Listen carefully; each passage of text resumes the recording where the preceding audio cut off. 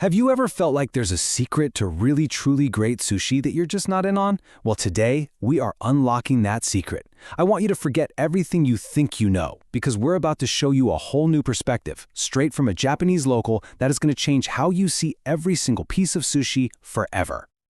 You've probably heard this before, right? Especially from kids. It's this super common paradox you find in Japan. The exact same ingredient, fish, gets a totally opposite reaction depending on how it's cooked. So what's actually going on here? What's the science behind this culinary mystery? Well, the answer is a total game changer. It turns out we've been thinking about sushi all wrong. It's not just seafood. A better way to think about it is as an ocean steak, a premium cut of meat prepared with incredible care to deliver the exact same kind of satisfaction you'd get from a perfectly cooked steak. Okay, so what is the actual science behind this deliciousness?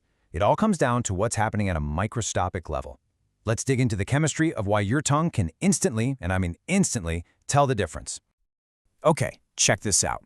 When you grill fish, the heat makes the proteins tighten up and coagulate, squeezing out all that moisture. That's what leads to that dry, sometimes bitter or fishy taste. But sushi, it does the exact opposite. By keeping the proteins raw, you preserve all those buttery fats and that juicy elastic texture. This is the key. It delivers what our brains are hardwired to recognize as a premium, delicious piece of meat. All right, now for the one concept that's going to completely revolutionize how you order sushi.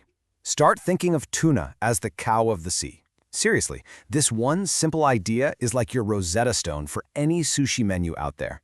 It lets you order with the same confidence you'd have at a steakhouse. This chart right here, this is your new secret weapon at the sushi bar. You've got Akami on one end, that's your lean filet mignon. It's all about that pure, rich, meaty flavor. Then, way on the other side, you've got O-toro, which is basically the A5 Wagyu of the sea. It literally just melts on your tongue. But the real secret, the one that many locals will tell you is the sweet spot, is right there in the middle. And that's Chu-toro. This is the absolute star of the show for so many people. It's the perfect harmony of lean meat and rich fat, kind of like a perfectly marbled sirloin steak. That amazing one-to-one balance is exactly why it's one of the most beloved and popular cuts in all of Japan. And I just love this little cultural insight. The debate over which cut is the best, Akami, Chu-toro, or O-toro, is just as passionate in Japan as arguing over the best cut of steak is anywhere else in the world.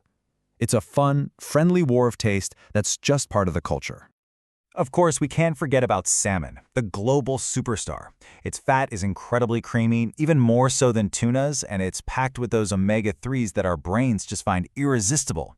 You could almost think of it as the pork belly of the ocean. It's just so rich and satisfying.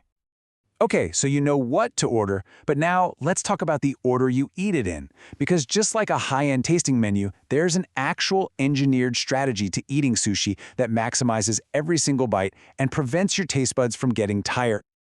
You know, if you ever find yourself at a really nice sushi counter, the ultimate pro move is to just say one word, omakase. It basically means, I'll leave it up to you, chef. When you do that, you're signing up for a perfectly paced flavored journey, curated by an expert to take you from the most delicate bites to the most decadent.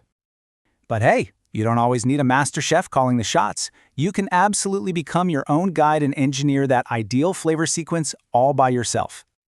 So here's the winning playbook. You always want to start light, with something clean like sea bream or flounder. Why? Because if you jump straight into the really fatty stuff, you'll get what's called palate fatigue. Your taste buds get overwhelmed and you just can't appreciate the subtler flavors anymore. So you build up, moving to the leaner red meats, then hit that climax with the rich steaks like Chu-toro and salmon. Then you end with something clean and sweet, like a piece of tamago, to round out the whole meal perfectly. And the best part is, this ocean steak approach works anywhere in the world. So to wrap things up, here are 2 final tips that will take your sushi game to a whole new level no matter where you are. These 2 are absolute game changers. First, think of soy sauce as a finishing salt on a great steak, not a soup to drown it in. A tiny dip on the corner of the fish is all you need. You want to enhance the flavor, not overpower it. And second, don't sleep on modern revolving sushi restaurants. In Japan, many are run by these amazing IT systems, with chips on every single plate to track how long it's been out, guaranteeing that every piece you grab is perfectly fresh. So, if we put it all together, what's the key takeaway? If you're ever in doubt and you just want to get right to the best part of the ocean steakhouse experience, ordering Chu-toro or salmon is a guaranteed win. They just deliver that perfect, can't-miss balance of savory meat and rich, buttery fat every single time. You see, once you start thinking of sushi as this incredible selection of fine meats, the menu just opens up into this exciting new world to explore.